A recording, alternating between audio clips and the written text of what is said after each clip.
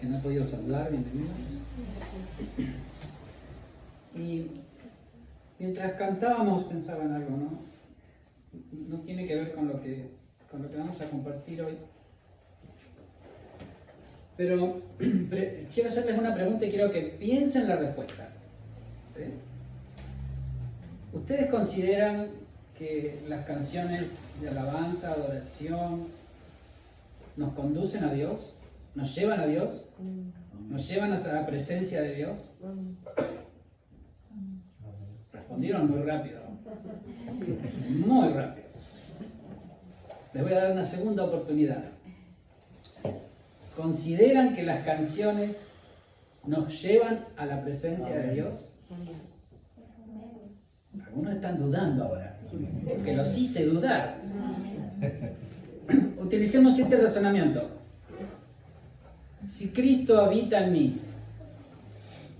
¿por qué una canción me va a llevar a la presencia de Dios si yo habito en la presencia de Dios? Pareciera una contradicción, ¿verdad? ¿Está resonando conmigo? Porque algunos me miran como si hablara en japonés. ¿Cómo una canción me va a llevar a la presencia de Dios si yo vivo en la presencia de Dios? ¿Sí? Entonces, ¿qué son las canciones que nosotros cantamos? Expresiones de nuestro corazón hacia Dios para glorificarle a Él. ¿Sí? ¿Coincide conmigo? Amén. Y otro tema que lo voy a dejar en el aire, flotando, en algún momento lo vamos a poder desarrollar si quieren. Yo conozco al Señor hace 30 y tantos años, o sea que me acuerdo cuando cantábamos himnos, los himnos de gloria, hermosas canciones. Pero nos hemos acostumbrado a dividir el tiempo de las alabanzas en canciones de alabanzas o alabanzas y adoración. ¿Sí? Las canciones de adoración, ¿cuáles son? Las que son más pausaditas, lentas. ¿Sí? Ahora, si nos remitimos a las Escrituras, y hay algo que siempre dije y siempre voy a sostener, yo me voy a guiar por lo que dicen las Escrituras, no vamos a encontrar la adoración relacionada con la música. Y lo desafío a que me busquen en la Biblia dónde se relaciona adoración con música. No lo va a encontrar. Pero sí vamos a encontrar adoración relacionada a sacrificio, a rendición y a muerte. Cuando se adoraba, se sacrificaba un animal.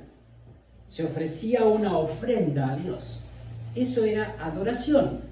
No había músico, no había guitarra, no había teclado, batería, no había nada. Había una ofrenda. ¿Por qué digo esto? Porque muchas veces tenemos la costumbre de decir, wow, qué tremendo estuvo el tiempo de la adoración. ¿Cómo se sintió la presencia de Dios? Primero, volvemos al principio, la presencia de Dios está siempre o viene y se va. Siempre. Está siempre, porque nos habita. Yo quiero que vaya razonando, esto no es una cuestión de simplemente razonarlo, pensarlo. Si Él me habita, ¿cómo es que la presencia viene y se va? No, está permanente. Entonces, algunos dicen, no se sintió la presencia porque emocionalmente no me sentí tan tocado, ¿no? Pero en definitiva, Dios siempre está. Entonces, como digo, a veces podemos venir a una reunión, cantar durante una hora, llorar delante aquí, todos juntos, moquear, como decimos nosotros, acá nos moco delante de Dios, y no haber adorado. ¿Cómo puede ser eso? Claro, porque dijimos que adoración es rendición, hermanos. Es entrega, es sacrificio. Yo puedo cantar una canción rápida o una canción lenta y no adorar. Y puedo cantar una canción rápida y una canción lenta y adorar. Porque hay una rendición de mi parte, hay una entrega. Lo vamos a dejar ahí para en algún momento poder desarrollarlo conforme a las Escrituras, porque es un tema lindo para verlo. ¿no? Que hace a nuestra vida como cristianos. ¿Cuántos conocen ese dicho que dice un camino color de rosa, ¿no? Que no todo es color de rosa en la vida. ¿Ha escuchado decir esa frase? Bueno, yo le puse como título a este sermón, un camino pero sin rosas. Un camino pero sin rosas. Y estamos hablando del reposo, ¿sí? El reposo que produce ¿qué cosa? La cruz, el sacrificio de Cristo en la cruz. ¿Y es un reposo de nuestro cuerpo físico? No, es un reposo espiritual del cual hablamos, ¿sí? Algo que se realizó y se ofreció en la cruz del Calvario. Ahora, ese descanso espiritual, ¿con qué tiene que ver? ¿Sí? ¿Con todo lo que yo pueda hacer? ¿Con todo lo que yo pueda sacrificar por merecerlo? ¿Con todo lo que yo le demuestre a Dios cuánto lo amo? Con todo lo que puede hacer Dios por mí. En realidad tiene que ver con todo lo opuesto, porque nuestro descanso no está en lo que yo puedo hacer, sino en la obra consumada de la cruz. Por eso decimos que es algo espiritual, ¿sí? Que no tiene que ver con nuestro cuerpo físico. Ese sacrificio perfecto que nuestro Señor hizo en la cruz, esa obra consumada de la cruz, ¿sí? Ese hecho que fue una vez y para siempre. Por eso la Biblia dice que es el sacrificio perfecto, el cordero perfecto que padeció por nuestros pecados. El tema es que muchas veces nos sentimos agobiados porque entendemos esto que venimos hablando, pero a veces nos sentimos agobiados por los problemas de la vida. ¿A quién le ha pasado eso? Levanta la mano. Yo levantaría las dos. Sin ir más lejos, tuve una semana súper complicada. Mi hermana está padeciendo un cáncer de pulmón, mi mamá tiene 87 años y quiso espantar un nido de abejas. ¿Nido se dice? Sí. Panal. Un panal de abejas que estaba en el alero del techo de la casa de mi mamá. Ella vive sola, tiene 87 años, quiere vivir con nadie, quiere vivir sola. ¿Sí? Entonces agarró un palo de escoba, le puso un papel en la punta, lo prendió y se acercó a espantar a las abejas. Se fueron las abejas, pero se le prendió fuego al techo.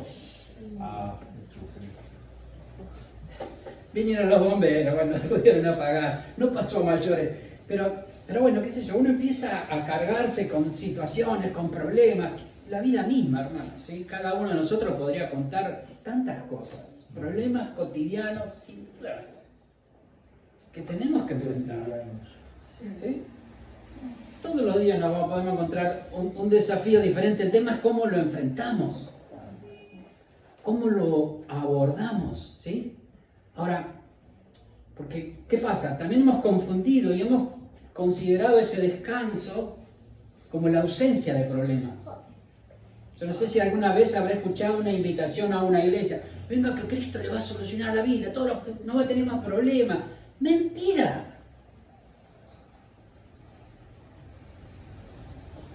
Eso no es la realidad. O sea, yo no puedo invitar a una persona a Cristo porque Cristo le va a solucionar la vida. Cristo vino a salvarnos.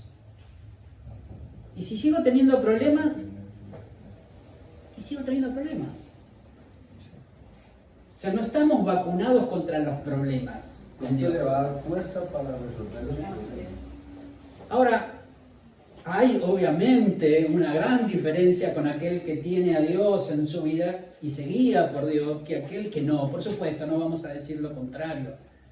Pero Él dice, busque primeramente el reino de Dios y su justicia y el resto de las cosas van a ser añadidas. O sea, yo no puedo venir por la añadidura a Cristo, sino que vengo por la salvación de mi alma. Ese es el motivo, la causa, ¿sí? Pero a veces hemos confundido y hemos pensado que porque ahora soy cristiano se me terminan todos los problemas. Y yo conocí al Señor pensando eso. Y resulta que me di cuenta que la vida no es tan sencilla. Jesús mismo dijo, muchachos, en el mundo no van a tener problemas. No, en el mundo van a tener aflicción. No que vamos a vivir una vida de aflicción, pero va a haber momentos en nuestra vida que nos van a causar aflicción de espíritu. ¿Sí? Confíen porque yo he vencido al mundo. Ahora, cuando nosotros le empezamos a dar lugar a nuestra alma, que en definitiva, ¿quién es la que se queja? El alma. Porque el alma siempre está insatisfecha. Nunca logramos satisfacer el alma, siempre el alma va a estar necesitando algo más. Ay, ahora que por fin tengo mi buen trabajo, quisiera tener una mejor casa, un mejor piso. Y no estoy en desacuerdo con eso. Yo creo que cuanto mejor podamos vivir, por supuesto que está bien. Pero estamos hablando de aquella cosa que nos satisface internamente, que nos hace sentir plenos, completos. ¿Cuántas veces hemos comprado porque ¿cómo se dice? El marketing nos impone tener este tipo de cosas? ¿No? Y cómo de alguna manera nos hemos sentido en la necesidad de tener que renovar nuestro móvil. Salió el último iPhone, tengo que cambiarlo, ¿no? Tengo 3G, ahora tengo que tener 4G, después 5G, 10G, 20G, qué sé yo, no sé, yo no entiendo mucho del tema, ¿no? Porque a veces estamos tan emocionados, ¿no? Decir, uy, Señor, ¿cuándo me podré comprar el coche? Y nos compramos el coche y nos sentamos y sentimos el olor a nuevo. Y yo, ay, Señor, gracias. Y al mes ya estamos mirando por la ventana qué hermosa 4x4 que tiene, ¿no? Y voy a ver si el año que viene puedo meterme, le entrego esto y ya... Yo no estoy en desacuerdo con eso. Pero ¿qué es lo que satisface nuestro interior? ¿Sí? ¿Qué es lo que verdaderamente trae paz, trae calma? Y como digo, si vivimos por el alma, de alguna manera la Biblia la denomina la carne, ¿no? Que es donde nosotros sentimos, donde nosotros percibimos las cosas. Fíjense lo que dice Gálatas 5:16, dice, así que les digo, vivan por el Espíritu y no sigan los deseos de la carne, porque ésta desea lo que es contrario al Espíritu y a su vez el Espíritu desea lo que es contrario a ella. Los dos se oponen entre sí, de modo que ustedes no pueden hacer lo que quieran. Es tremendo cómo cuando vivimos por nuestros sentidos, hoy estamos bien y mañana estamos mal. Hoy me siento un ganador, mañana me siento mal porque las cosas no me salieron bien. Vienen los problemas, como decíamos antes, y me agarro la cabeza, me desespera, porque hemos entendido que si todo está en paz, si todas las cosas me salen bien, entonces recién ahí puedo descansar, puedo estar tranquilo, ¿no? A veces, erróneamente, hemos considerado, como decía antes, de que la vida del cristiano, esa vida feliz, esa vida llena de paz, es por la ausencia de problemas. Cuando en definitiva, nuestra paz no está en nuestro entorno, en nuestra capacidad de hacer bien o mal las cosas, sino está en Cristo, en nuestro Señor. Él es nuestra verdadera paz. ¿Sabe que a lo largo de las Escrituras, desde el Génesis hasta el Apocalipsis, la Biblia habla de Cristo? El eje que trasciende a lo largo de las Escrituras es nuestro Señor. Y desde el comienzo, desde el inicio, Dios ya tenía un plan para poder reconciliar a la humanidad con Él. Y es precisamente el sacrificio de nuestro Señor Jesucristo. La primera mención, voy a mencionar simplemente unos versículos porque sería interesante que pudiéramos tomarnos el tiempo, si no lo tenemos muy en claro, de buscar en las Escrituras, cómo a lo largo de las Escrituras ellas nos hablan de esta promesa de redención, ¿sí? De esta venida de nuestro Señor Jesucristo. Génesis 3.15, la primera promesa mesiánica que encontramos en el Génesis, ¿sí? Estamos hablando del inicio de las Escrituras. Dice, y pondré enemistad entre ti y la mujer, y entre tu simiente y la simiente suya. Esta te herirá en la cabeza, y tú le herirás en el calcañar. Acá está hablando de la victoria de Cristo sobre el mismo diablo.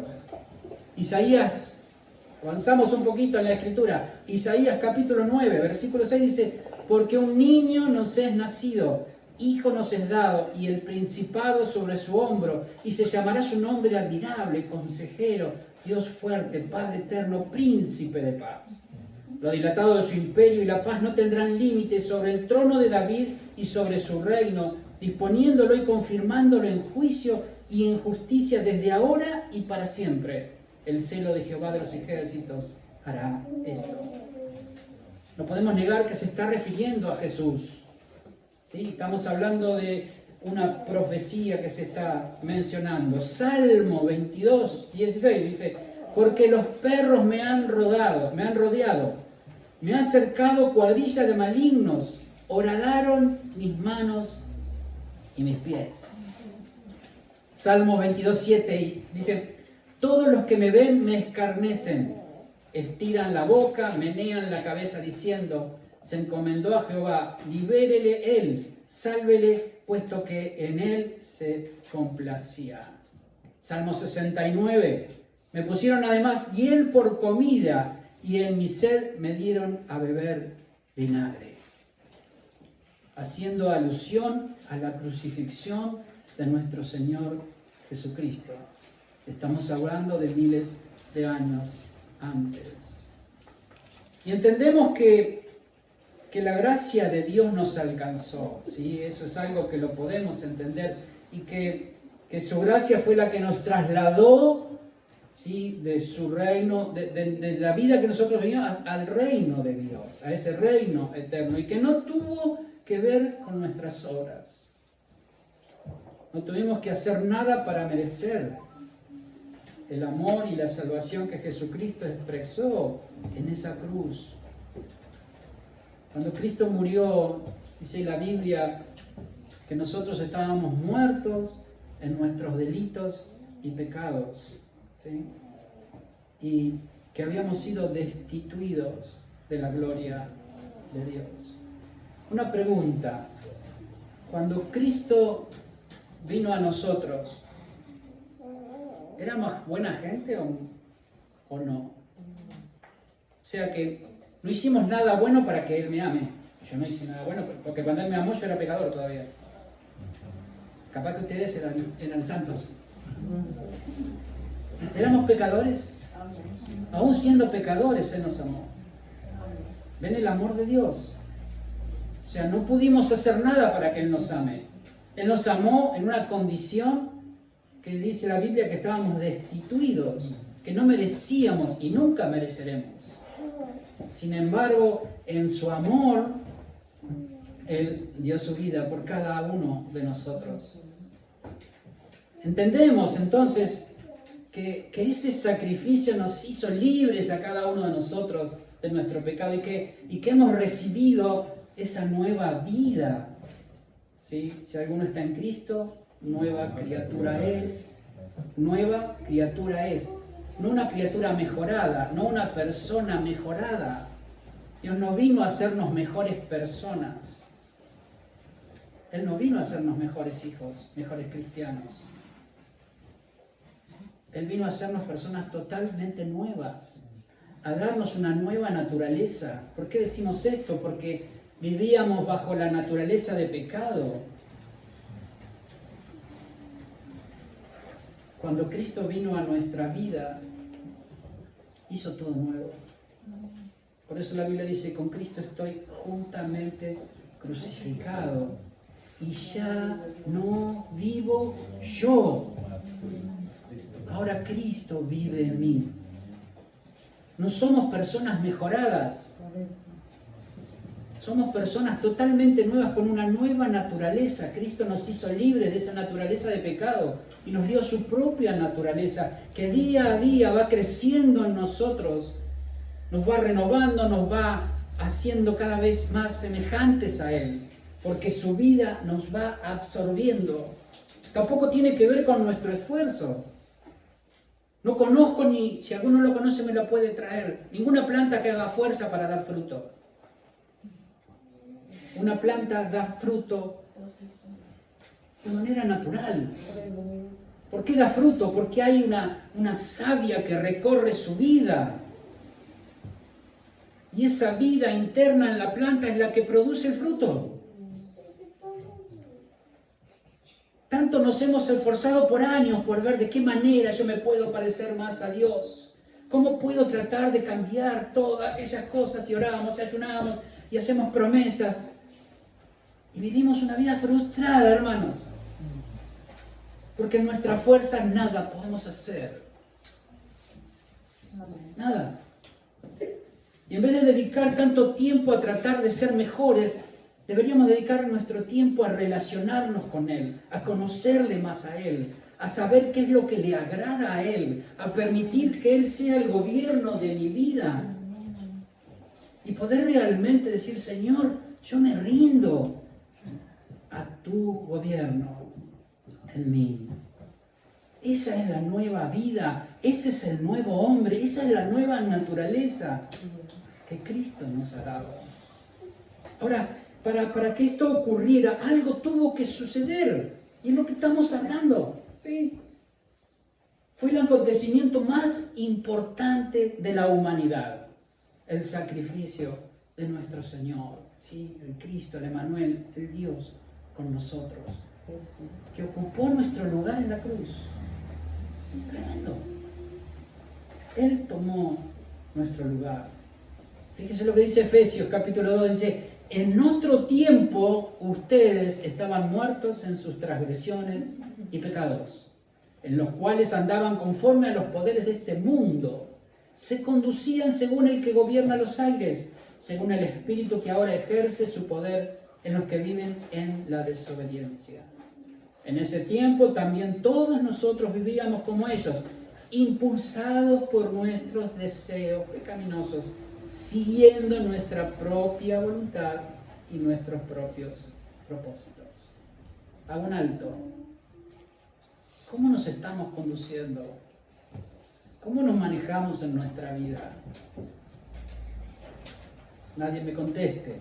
Dice, como los demás éramos por naturaleza merecedores de la ira de Dios. Pero Dios, como siempre digo y rescato, siempre hay un pero de parte de Dios. Pero Dios, wow, qué tremendo, que es rico en misericordia por su gran amor por nosotros, nos dio vida con Cristo aún cuando estábamos muertos en pecado. Por gracia ustedes han sido salvados y en unión con Cristo Jesús Dios nos resucitó y nos hizo sentar con Él en las regiones celestiales. Fíjese cómo la vida del cristiano tiene que ver con una posición. ¿En dónde estoy posicionado?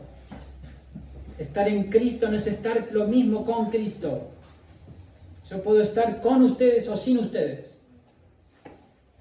Ahora, si estoy en Cristo, es muy diferente. Es muy diferente. Porque por gracia ustedes han sido salvados mediante la fe. Esto no procede de ustedes, sino que es el regalo de Dios. Y no por obras, para que nadie se jacte, porque somos hechura suya en Dios, creados en Cristo Jesús para buenas obras, las cuales Dios dispuso de antemano a fin de que las pongamos en práctica. Si hay una obra que hacer, es lo que Dios ya ha dispuesto, hermanos, para cada una de nuestras vidas. No hay un esfuerzo personal por tratar de agradar, por tratar de merecer, por tratar de tener, porque Dios ya lo otorgó por medio del sacrificio de nuestro Señor Jesucristo. ¿Sabe que según algunos estudios se ha establecido que Jesús recorrió unos 600 metros cuando cargó la cruz? Ayer hablábamos un poco con los hombres de este tema.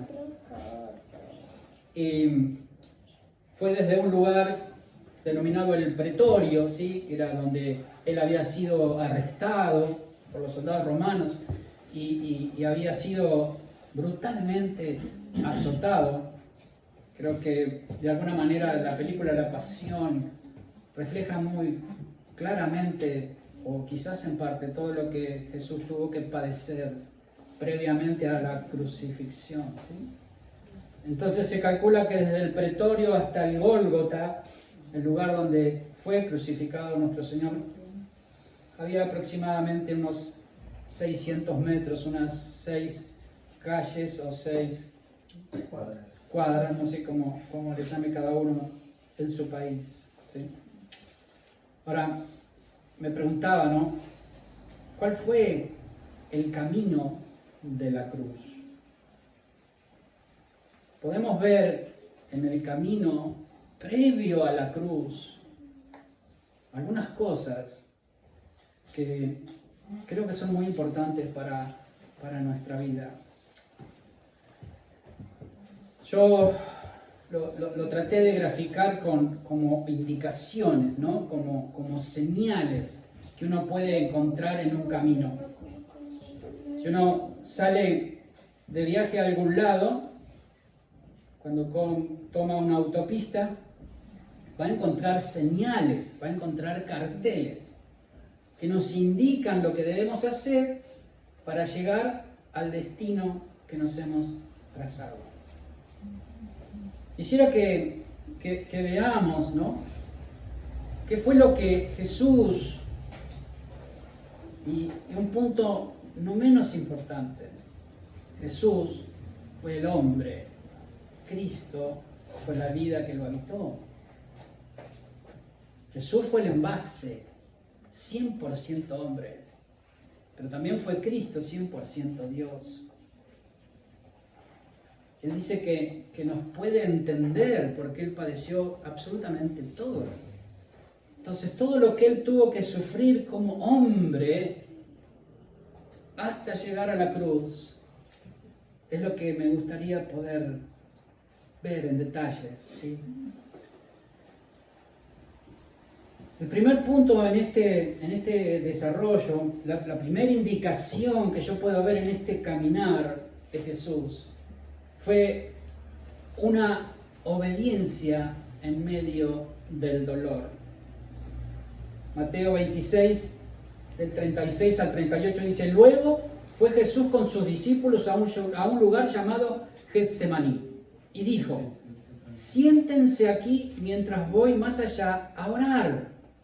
Se llevó a Pedro y a los 2 hijos de Zebedeo y comenzó a sentirse triste y angustiado. Es tal la angustia que me invade que me siento morir. Dijo: quédense aquí y manténganse despiertos conmigo. ¿Cuántas veces hemos podido sentir ese dolor, esa angustia, esa intensa tristeza en nuestro corazón? Acá estamos viendo reflejado el corazón de un hombre que sabía lo que tenía que enfrentar, que sabía lo que le esperaba, que sabía el dolor que le iba a causar la crucifixión. Pero aún así, vamos a escuchar unas palabras de nuestro Señor. Lo primero que Él tuvo que enfrentar, en este caso puntual, es tomar una decisión en medio de su propio dolor. ¿Qué hago? ¿Obedezco o no obedezco? ¿Voy a la cruz o no voy a la cruz? Su dolor era tal que le dijo: me siento mal, estoy tan angustiado por lo que tengo que pasar, por lo que tengo que vivir. Él sabía lo que significaba, porque las crucifixiones de la época era algo normal, era algo cotidiano. Solamente con imaginarnos nosotros podemos simplemente más o menos tener una vaga idea de lo que una persona podría sufrir estando clavado en una cruz. sumándole a eso todo su cuerpo totalmente desgarrado por los azotes que sufrió. Quizá en su interior, su propia humanidad, quería negarse. Porque fíjense que él hace una oración. Pero a pesar de decirle, Señor, si puedes, aparta de mí esta copa. Señor, tenés todo el poder para evitar ese sufrimiento. Tenés todo el poder para hacerlo. Pero no se haga mi voluntad, sino la tuya. Acá estoy. Estoy dispuesto a obedecer. Sea lo que tenga que hacer. Fue más importante su obediencia que su propio querer. Estuvo dispuesto a hacer la voluntad de Dios antes que la suya. Humanamente, hermanos, es algo innato. Cuando estamos en una situación de peligro inminente, riesgo de vida, tenemos la tendencia a defendernos. Pero la Biblia dice que Él no abrió su boca, como oveja fue llevado al matadero. O sea que Él sabía lo que tenía que hacer y muchas veces nos enfrentamos a esa lucha, hermano, de querer hacer lo que a nosotros nos parece mejor, lo que nosotros queremos. Muchas veces está por encima de lo que Dios dice. Porque sabemos qué debemos hacer y sin embargo ponemos por encima nuestra propia voluntad, lo que nosotros consideramos que es mejor. No, porque si lo hago de esta manera, seguramente, y Dios nos está diciendo otra cosa. Pero como muchas veces no nos gusta atravesar situaciones duras, difíciles, porque a nadie, si a alguno le gusta sufrir, después me cuenta cómo hace. Creo que a ninguno nos gusta sufrir. A ninguno nos gusta padecer. Entonces siempre vamos a buscar la manera de poder evitar ese dolor, ese padecimiento. Y muchas veces por encima de la voluntad de Dios. Jesús decidió obedecer aún en medio del dolor que tenía que enfrentar. ¿Sí? ¿Y cuál debería ser nuestra oración? Señor, no lo entiendo. No lo entiendo. Pero me rindo por completo. Me rindo aquí a tu voluntad. No lucho más. Haz como tú quieras. ¿Sí?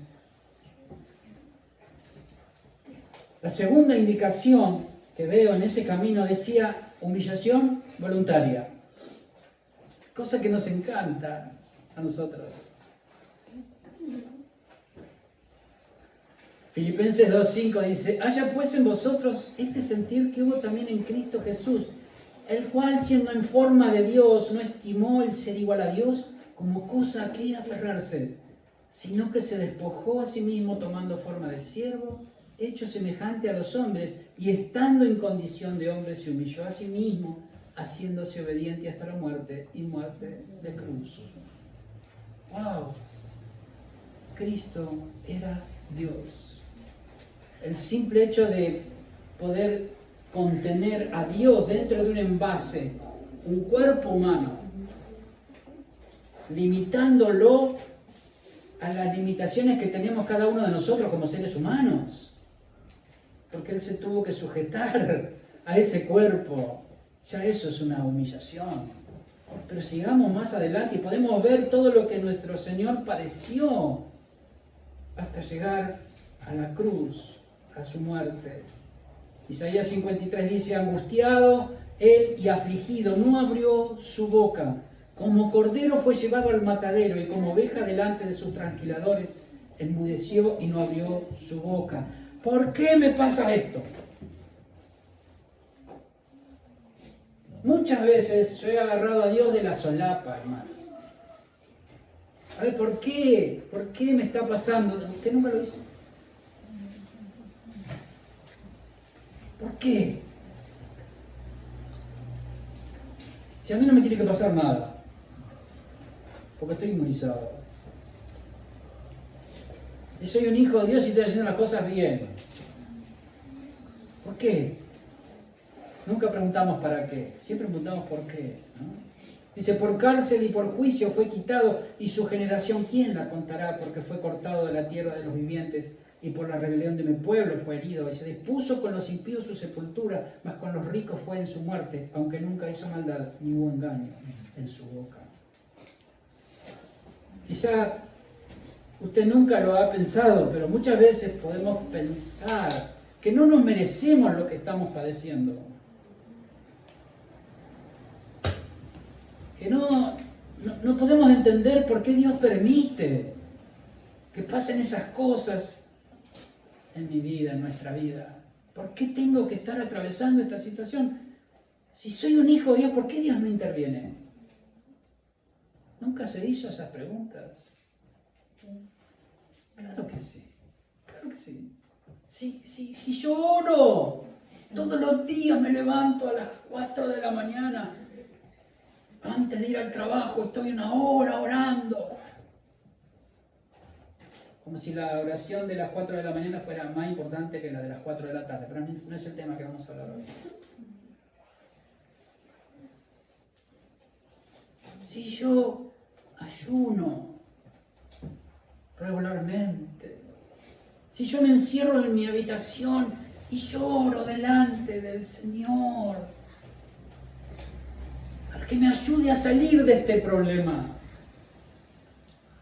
¿qué más tengo que hacer? ¿Qué estoy haciendo mal? ¿Nunca se preguntó eso? Sí. Señor, ¿qué estoy haciendo mal? Hago todo mi mejor esfuerzo. ¿Nunca pasó por ese momento? Sí, creo que sí. Fíjese la vida de Job. Job dice que fue un hombre justo, intachable delante de Dios. Creo que no vamos a encontrar otro parecido a cómo era su conducta delante de Dios. Y sabe que aún así lo perdió todo. Perdió sus bienes, perdió su familia, sus hijos, perdió todo. Hasta se enfermó con una sarna. Y sus mejores amigos, que siempre tenemos mejores amigos, venían a visitarlo y le daban, si todo lo que te está pasando, porque algo seguramente hiciste, no te pasa por bueno. Porque lo primero que se nos viene a la cabeza, el hermano anda mal, viste que no, sí, porque no lo vi el domingo pasado, ya lo está bien. Seguramente algo habrá hecho, ¿no? En vez de acercarnos a nuestra familia, a nuestro hermano, y decir, hermano, ¿qué te pasa tan mal? Pero siempre tenemos una lengua muy, muy afilada, como los amigos de Job. Pero aún así, fíjense que Job tiene la desfachatez de enfrentarse a Dios y pedirle explicaciones. Él levanta un gran argumento, lo cuestiona a Dios. ¿Y Dios qué hace? Lo escucha. ¿Por qué? Porque si hay algo que Dios siempre hace con nosotros, es escucharnos, siempre nos va a escuchar. Hasta que llega un momento donde Dios le dice, pues ¿ya terminaste? Bueno, ahora escúchame vos a mí. Y Dios comienza a enseñarle que no tiene que ver con el por qué, sino con el quién. No es por qué me pasa, sino quién permite que me pase. Y hay una gran diferencia, porque en esa revelación pudo llevarlo a Job al reconocimiento de quién es Dios. Porque en última instancia Dios siempre será Dios. O sea, ¿cómo yo puedo tener el tupé de ir a decirle a Dios, al creador del universo, che, ¿por qué estás haciendo esto?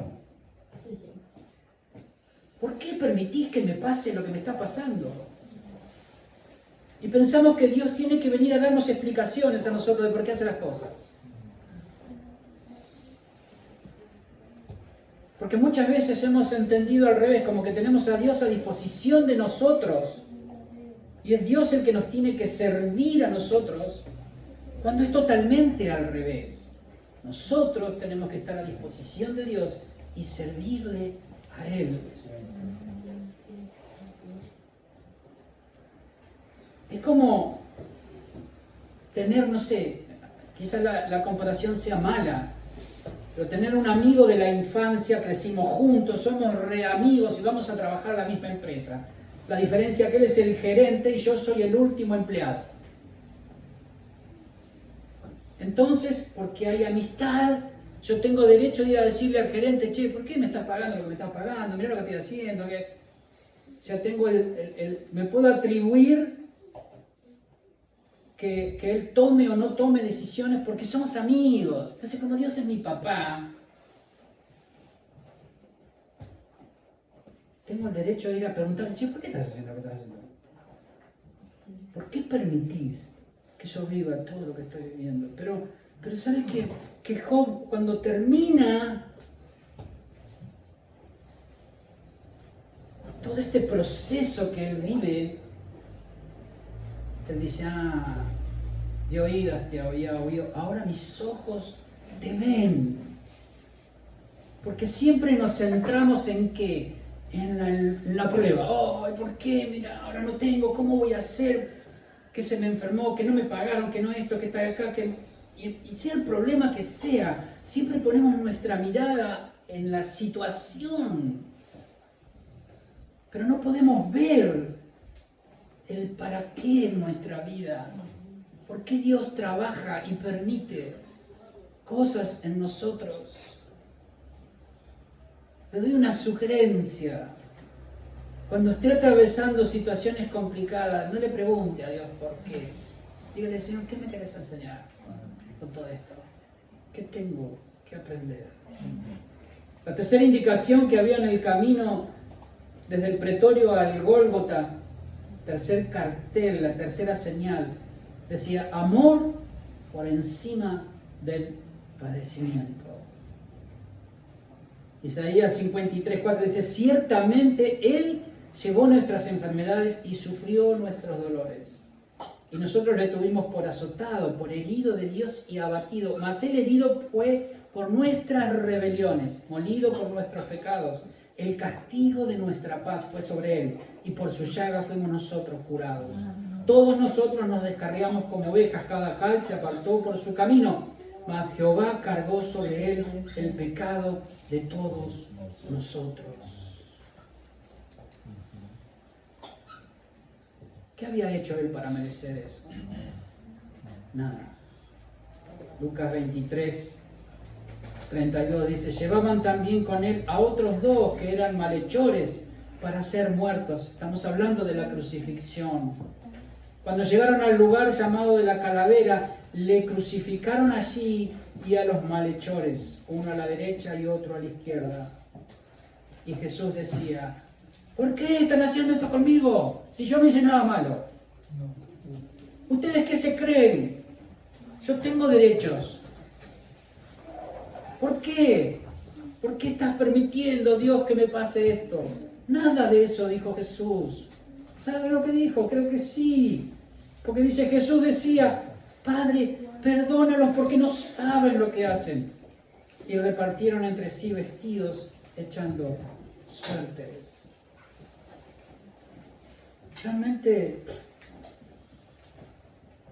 Realmente tremendo. ¿Sí? El amor que Él expresó por encima de ese padecimiento que Él tenía que enfrentar. Marcos 15:27 dice, crucificaron con Él a dos ladrones, y los que pasaban, dice, le injuriaban meneando la cabeza y diciendo, va, tú que derribas el templo de Dios y en 3 días lo reedificas, sálvate a ti mismo y desciende de la cruz. De esta manera también los principales sacerdotes, escarneciendo, se decían unos a otros con los escribas, a otro salvó y a él sí mismo no se puede salvar. El Cristo, Rey de Israel, descienda ahora de la cruz para que veamos y creamos. También los que estaban crucificados con él le maldecían. Qué difícil es amar a quienes nos desprecian, ¿no? Aquel que nos traiciona, ¿sí? Aquel que al que amamos y nos defrauda. Qué difícil.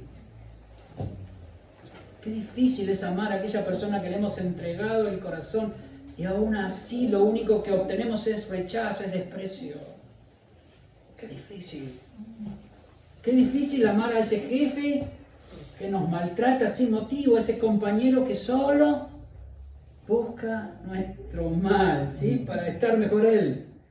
O simplemente nos envidia por vernos tan felices.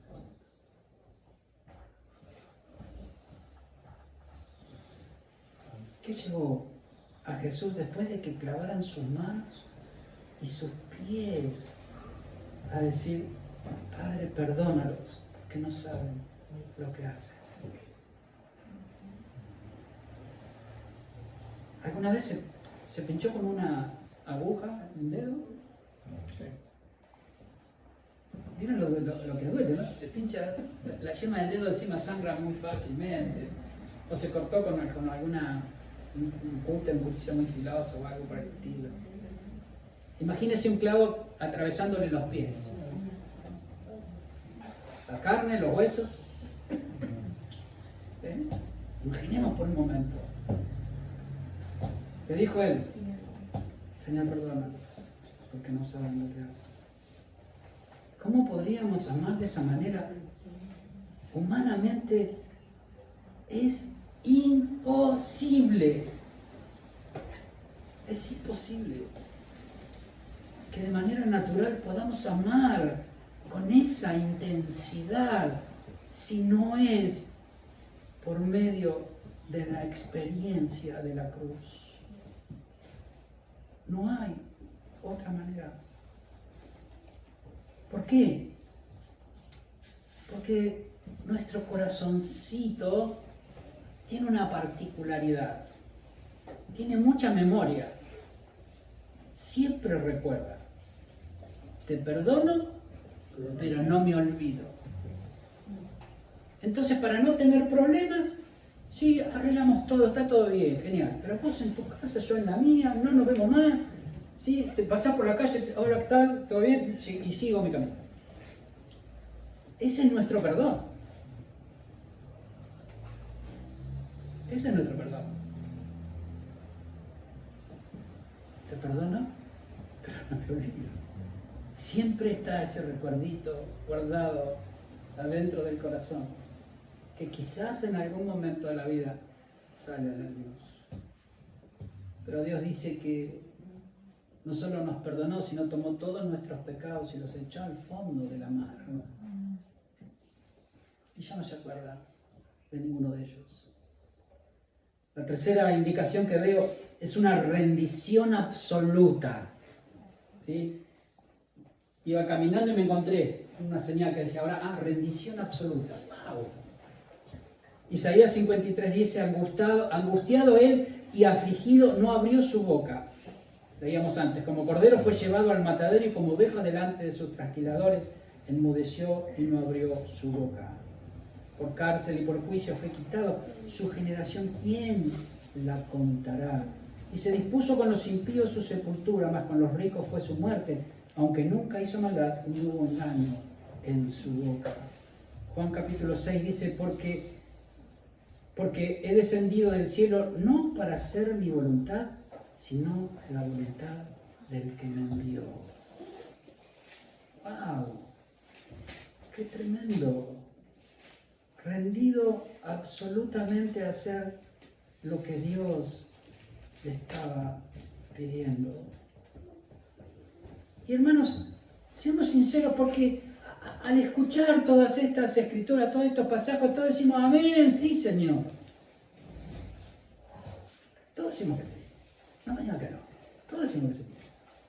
Pero me pregunto, ¿no? Y Dios me preguntaba, ¿estás dispuesto a vivir de esta manera? ¿Estás dispuesto a vivir de esta manera? ¿Cómo reaccionamos ante la adversidad de la vida, hermanos? ¿Cuáles son nuestras primeras acciones, nuestros primeros intentos de hacer algo? Podemos ver a Dios llevándonos por ese camino hacia la cruz. O simplemente vemos complicaciones. O lo que muchas veces decimos, no, es el diablo que siempre está atacándonos, haciéndonos la vida imposible. Hagamos guerra espiritual, batallemos contra el diablo, porque no es posible que estas cosas me ocurran. ¿Nunca lo ha pensado? Porque estamos inmunizados a los problemas. Cuando Cristo vino nos dio una vacuna y nos inmunizó contra los problemas. ¿Es verdad eso? No. Por supuesto que no. Ahora, vayamos a la Escritura. La Escritura dice que estamos en Cristo, por eso hablamos al principio de una posición. Si yo estoy en Cristo, ¿el diablo me puede tocar? No. Si yo estoy en Cristo, el diablo no tiene lugar en mi vida. Por otro lado, el diablo no tiene poder. Las Escrituras lo declaran y yo creo lo que dice la palabra. Porque el diablo fue vencido en la cruz. Jesús descendió, le arrebató la llave de la muerte. El diablo no tiene poder. Y Cristo dice la palabra, por eso digo, busquemos las Escrituras y hagamos de nuestra vida un cimiento con lo que dice la Escritura, no con lo que yo pienso, no con lo que escuché alguna vez, no con lo que me enseñaron, lo que a mí me parece. ¿Qué dice la palabra? Jesús dice que puso bajo sus pies a todo principado, poder, autoridad, gobernador, todo. Lo puso bajo sus pies. Y lo dio como cabeza a la iglesia. Si yo porto la vida de Cristo, ¿qué me puede hacer el diablo? Pastor, pero el diablo sí lo puede tentar estando en Cristo. Eso es otra cosa. Eso no es poder. Eso no es poder. Él no tiene poder sobre tu vida ni ninguna vida de los hijos de Dios. No tiene autoridad sobre nuestras vidas. Como dije, primero no tiene poder, porque Cristo le arrebató todo el poder. Ahora yo estoy en Cristo, estoy en una habitación llamada Cristo. El diablo no tiene poder sobre mi vida. Y como dije, yo tengo a Cristo en mi vida viviendo. ¿Qué me puede hacer el diablo? Si fuese que tuviese alguna oportunidad o poder de hacerme algo. Él no tiene acceso. Él no tiene acceso. Cuando José fue encarcelado, si no conoce la historia de José, búsquenla en las Escrituras. ¿Sí? Un hombre que de joven recibió una palabra de parte de Dios y como consecuencia de esa promesa de Dios sobre su vida se empezó a desencadenar situaciones totalmente opuestas, contrarias, que cualquiera de nosotros podría haber dicho, no, realmente eso que Dios me habló no fue Dios, Debe haber sido una noche que comí mucho, algo me cayó pesado, entonces me pareció que yo soñé, que Dios me habló, pero en realidad no, seguramente fue una ocurrencia mía, porque nada de lo que estaba viviendo tenía que ver con lo que Dios le había prometido, Dios le había hablado. Sus hermanos lo desecharon, lo vendieron, fue esclavizado, encarcelado injustamente. O sea, una serie de situaciones, pasaron unos 13 años, desde que Dios le habló, algunos dicen 15, pero pasaron muchos, no importa la cantidad, pasó mucho tiempo de que Dios le habló, que él era un jovencito, hasta que fue gobernador en Egipto. Él estaba preso. Y sabe que será una situación donde podemos ver la humanidad de José como cualquiera de nosotros. En los últimos años de que él estaba encarcelado, yo me imagino que después de tanto tiempo, lo que podría haber pensado José, no, sí, bueno, quizás realmente yo me equivoqué, no es lo que Dios tenía preparado para mí. ¿Por qué? Porque él estaba preso, hermanos. No era que estaba trabajando en otra ciudad y no estaba en el lugar donde Dios le había dicho que tenía que estar. Él estaba preso y no tenía quien lo defendiera. No había un abogado que pudiera decir, no, la verdad que todo lo que dijeron de José es mentira. Y se da una situación donde el copero y el panadero habían sido arrestados por el faraón y tuvieron sueños cada uno. Y cuando José los vio, porque él los atendía en la cárcel, le dije, ¿qué les pasa? No, lo que pasa es que tuvimos 2 sueños y no sabemos qué significa. Entonces él dijo, díganme a mí que yo se los puedo declarar, ¿sí? Y ya cuando lea la historia se va a dar cuenta de cómo estaba José en ese momento, ¿sí? Y cuando José interpreta los sueños, se cumplen al pie de la letra. Uno es colgado y el otro es liberado y puesto en funciones nuevamente. Pero él le dice al copero, cuando vuelvas, habla con el faraón y decile que yo estoy preso injustamente. Y me imagino que le habrá explicado cómo habrá sido todo el desarrollo de su causa. ¿Y qué le dijo el copero? Sí, quédate tranquilo, José. Yo salgo y lo primero que hago, voy a ir a hablar con el faraón.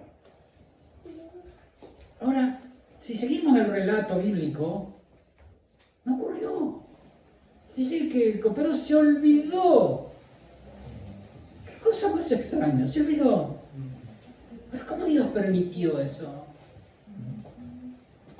Detalle, se olvidó. Y en ese olvidarse pasaron 2 años. 2 años. Pero yo me imagino a José por un instante, yo digo, bueno, listo. Llegamos al fin de semana, seguramente el lunes el copero va a ir a hablar con el faraón, ¿no? Y le va a decir, mirá, vos sabés lo que pasó con José, estás equivocado, tenés que ponerlo. Entonces, seguramente, diría José, me van a venir a buscar. Así que el fin de semana se preparó toda su maleta con sus cositas. Y llegó el lunes. Y a primera hora no pasó nada. Llegó el mediodía. Y habrá dicho, no, lo que pasa es que seguramente Faraón debe estar ocupado. Entonces, por ahí será tarde. Pasó el lunes, pasó el martes, pasó el miércoles. Pasó un año. ¿Sí? Evidentemente, en algún punto, ¿qué tuvo que decir José? Señor, hace como vos quieras. Todos mis recursos se terminaron. No puedo hacer más nada. Me rindo, haz lo que vos quieras. Y en esos 2 años, hermanos, José se quedó solo con Dios. Donde Dios trabajó su corazón. Y cuando estuvo listo, no fue ni antes ni después, fue en el momento indicado. que Dios lo sacó de la cárcel y lo puso en el lugar que tenía que estar. Dios no llega tarde, hermanos. Nunca llega tarde. Pero siempre va a obrar cuando le demos el lugar en nuestras vidas. Cuando nos corramos a un costado para que Él sea el que obre y no nosotros, de acuerdo a lo que a nosotros nos parece. Ya para finalizar, porque ha avanzado la hora. La última indicación de este camino dice así de grande, Gólgota. ¿Sí?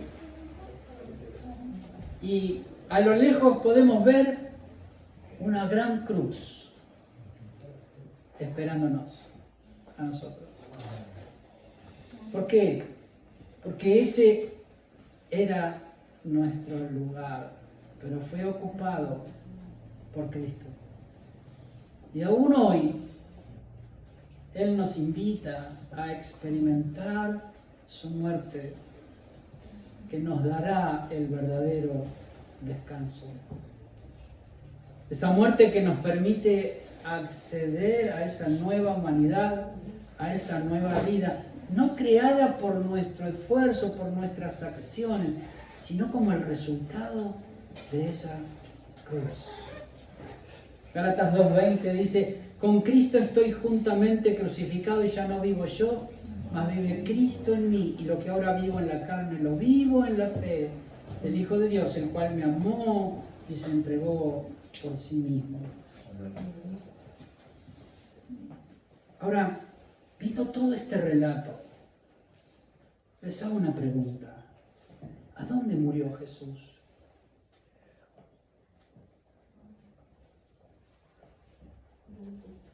¿A dónde murió Jesús?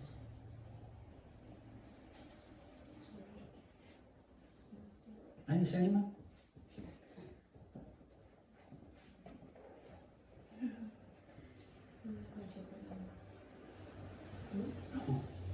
¿A dónde murió Jesús? Digan algo.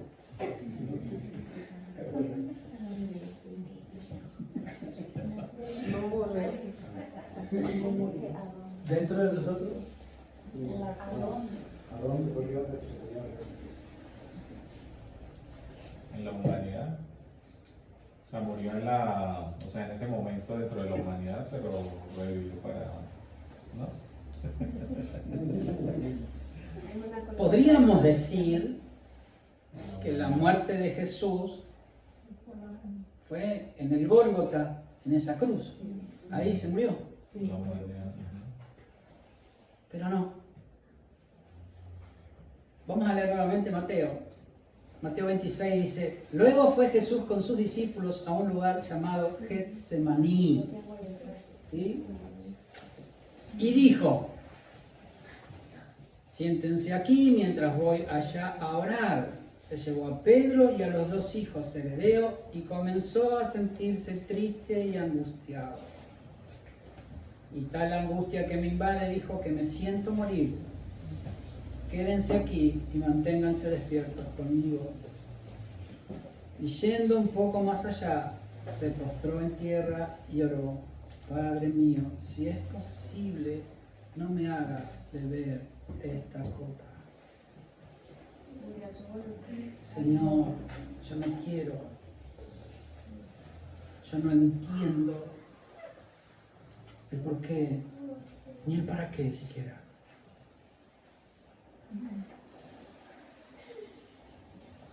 Pero no se haga mi voluntad, sino la tuya. Ahí murió Jesús.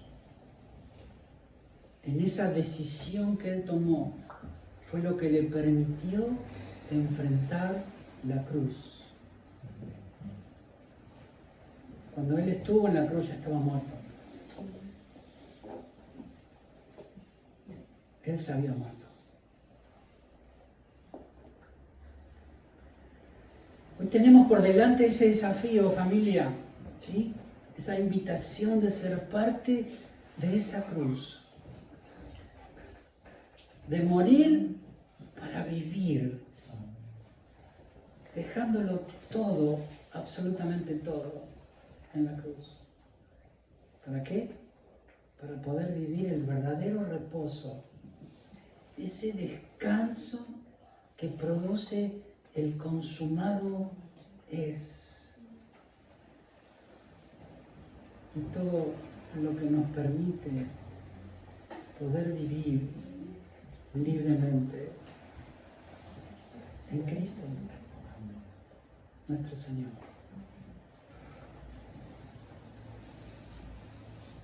Me pregunto, ¿no? ¿Cuál será tu respuesta?